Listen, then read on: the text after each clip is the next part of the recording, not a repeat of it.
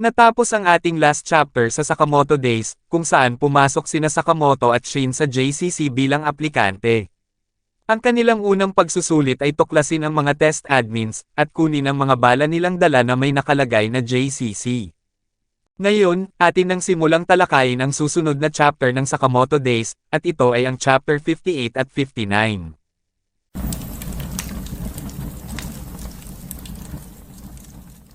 Nagsimula ang chapter, kung saan manghang-mangha ang mga aplikante sa ginawa ni Mr. Sakamoto at sinambit nila, na sino siya.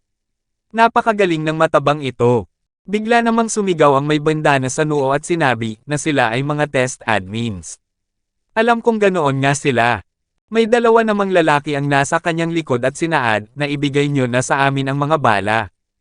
Ang batang babae na nasa tabi ni Mr. Sakamoto ay nadamay sa kanila, at siya ay labis na nagulat. Ang lalaki na may tali sa buhok ay itinutok ang hawak nitong baril sa dalawa, habang si Mr. Sakamoto ay pasimpleng ininato ang ballpen, at pinatamaan ang cabinet na nasa itaas ng kalaban. Ang cabinet ay biglang bumukas at nalaglag ang baggage na tumama sa likod ng kalaban, na naging dahilan upang paulanan niya ng bala ang ating bida. Madali namang naiwasan ni Mr. Sakamoto ang ginawang atake ng kalaban, at pagkatapos ay nilapitan niya ito upang sirain ang kanyang sandata habang sabay na pinabagsak niya ito gamit ang kanyang kamao. Nagpasalamat ang batang babae kay Taro Sakamoto dahil iniligtas daw niya ito, habang muling nilapitan ni Sakamoto ang kalaban at tinignan ang bulsa.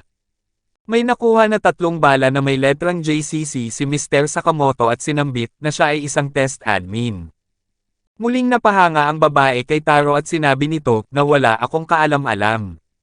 At saka, ang mga ataking ginawa mo, lumalaban ka tulad ng isang bihasang mandirigma. Sinambit ni Mr. Sakamoto sa kanyang isipan na dapat ay mas naging maingat ka, habang sinabi pa ng babae na ang galing mo.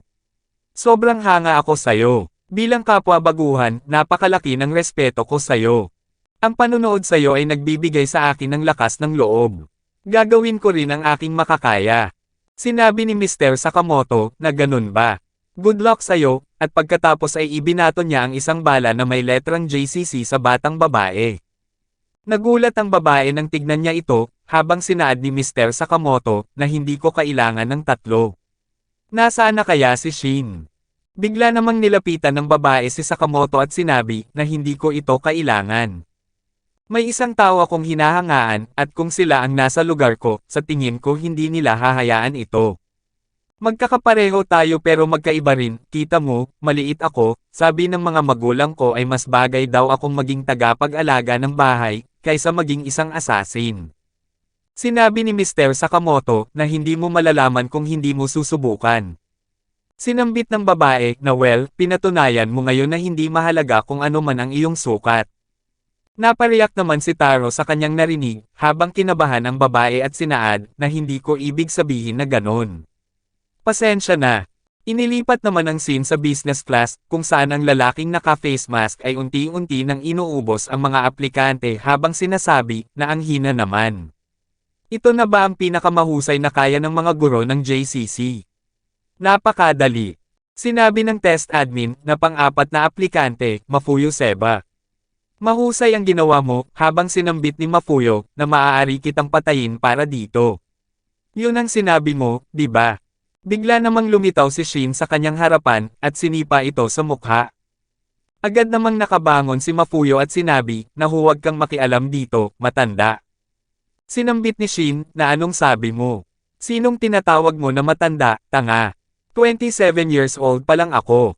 Sinaad ni Mafuyo na 14 years old lang ako, at ang 21 years old pataas ay matanda na. Matapos magsalita ni Mafuyo ay mabilis itong kumilos, kung saan sasaksakin niya sa leeg si Shin.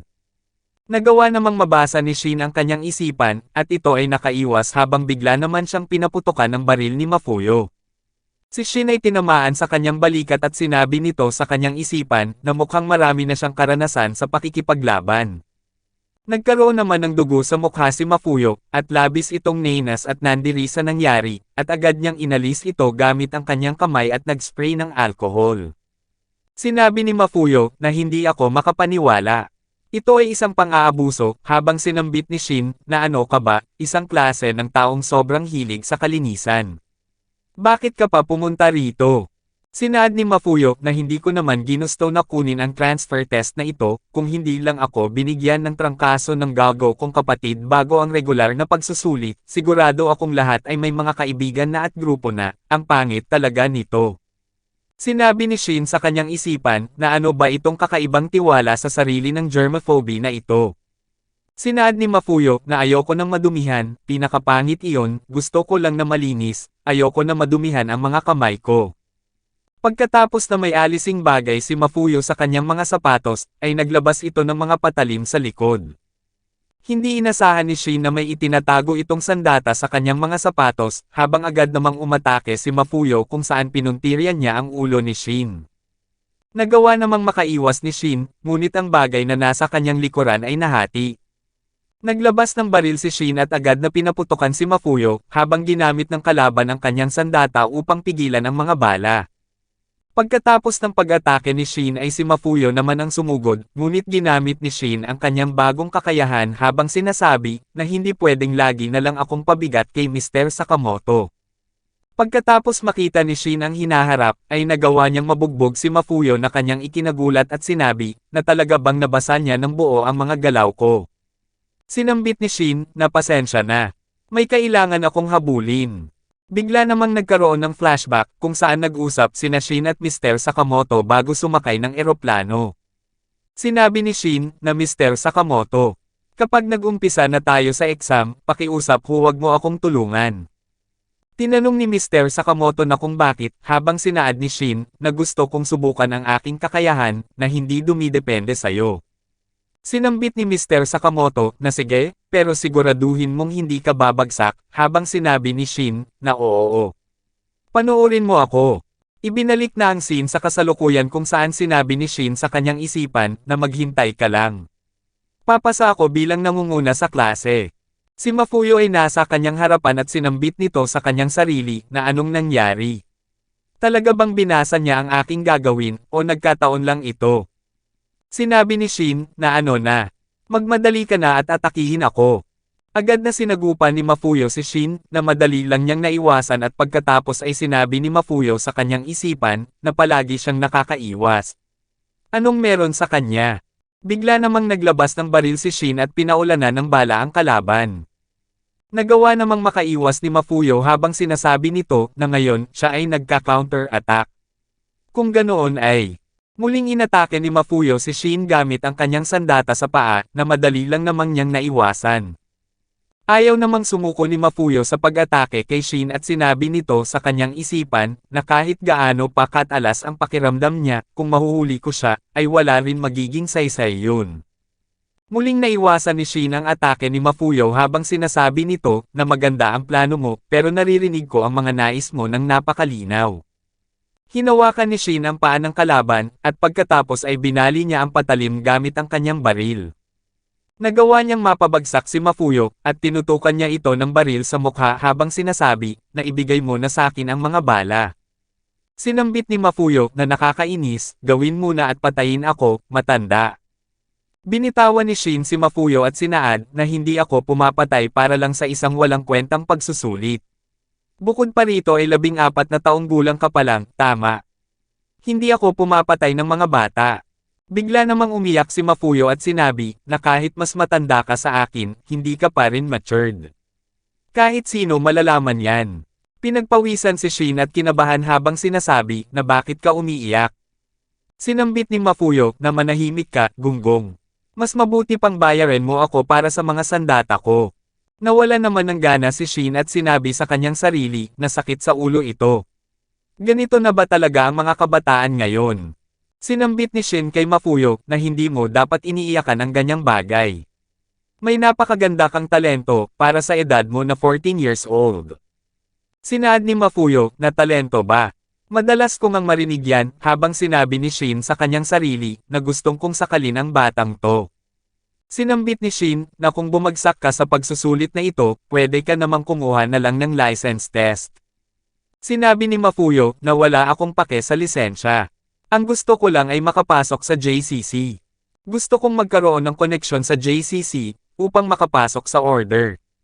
Sinambit ni Shin, na alam mo ang tungkol sa order, habang bigla namang lumabas ang lalaki na nagtatago sa lalagyan ng mga baggage at sinaad, na hinintay ko ang sandaling ito.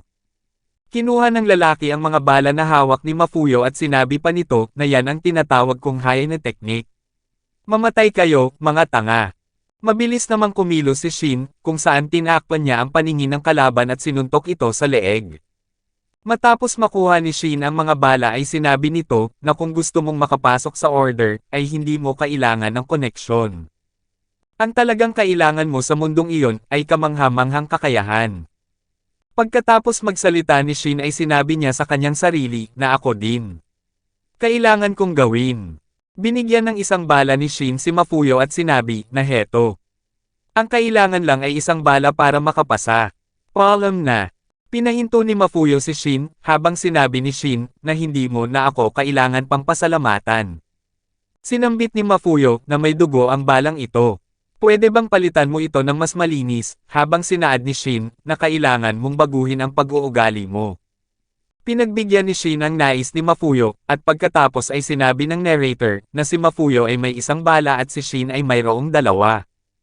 Inilipat ang scene sa economy class, kung nasaan sina Mr. Sakamoto at ang batang babae. Patuloy na sinusubukang umatake ng babae gamit ang kanyang baril, ngunit 30 minutes na ang nakakalipas ay wala pa rin siyang nakukuhang bala ng JCC. Kinausap naman ni Mr. Sakamoto ang babae at tinanong kung sino ang nagturo sa kanya na gumamit ng baril. Sinambit ng babae, na pasensya na. Hindi ako magaling sa paggamit ng baril, may isang kamag-anak akong nagturo sa akin kung paano gamitin ito. Kinuha ni Mr. Sakamoto ang baril at sinabi, na yumuko ka ng kaunti kapag magpapaputok para sa mas matatag na posisyon. Baluktutin mo ng kaunti ang likod mo, gamitin ang balikat mo para panatilihing matatag ito. Pinaulanan ng bala ni Mr. Sakamoto ang mga kalaban, at nagawa nitong mapatalsik at masira ang kanilang mga sandata. Ibinigay na ni Mr. Sakamoto ang baril sa babae at sinabi, na gamitin mo lang ang pulso mo kasama ang handguard. Sinambit ng babae, na ang galing. Sobrang linaw mong magturo. Mahirap paniwalaan na baguhan ka rin. Sinaad ni Mr. Sakamoto, na nakapagturo na ako ng pamamaril sa isang bata na kasing edad mo. Sinabi ng babae, nakahanga-hanga, hindi ko pala nakuha ang pangalan mo. Sinambit ni Mr. Sakamoto, na ako si Saka, ang ibig kong sabihin ay Taro, habang sinabi ng babae, na ako si Akira, ikinalulugod kong makilala ka, Mr. Taro. Inilipat naman ang scene sa first class, kung saan may isang misteryosong lalaki ang nagsabi, na kaninong baril ang narinig ko. Mukhang isa siyang magaling na shooter. May napakadami namang aplikante ang umaatake sa kanya, habang madali lang siyang nakakaiwas habang kinukunan niya ito ng video. Sinambit ng misteryosong lalaki, na ang eksena ay isang assassin test. Ang mga kumukuha ng pagsusulit ay buong pusong nagpapakita ng kanilang sining. Ang buhay at kamatayan ay nakataya. Mas malakas, mas totoo. Gusto namin talagang mapahanga ang aming mga manunood. Ngayon, bibigyan ko kayo ng kaunting pag-asa. Naglaglag ng isang bala ang misteryosong lalaki na may nakalagay na JCC, at agad na nagkagulo ang mga aplikante upang kunin ito. Bigla namang inatake ng misteryosong lalaki ang mga aplikante, at sa isang iglap lang ay naputol ang kanilang mga ulo habang sinabi nito, na caught na. Pagkatapos tapusin ng misteryosong lalaki ang lahat ng kanyang kalaban ay sinabi nito, na sobrang kawalan ng pag-asa, para itong mga laro ng pera. Sobrang saya ko na nag-apply ako bilang test admin, sa tingin ko, makakakuha ako ng magagandang footage. Ang misteryosong lalaki ay nagngangalang Kanaguri, at isa siya sa mga miyembro ng order. Dito na natatapos ang chapter 58 at 59 ng Sakamoto Days. Paki-like and follow naman po ng ating Facebook page, nasa description po yung link. Muli huwag kalimutang mag-like, comment, share at subscribe sa ating channel. Salamat.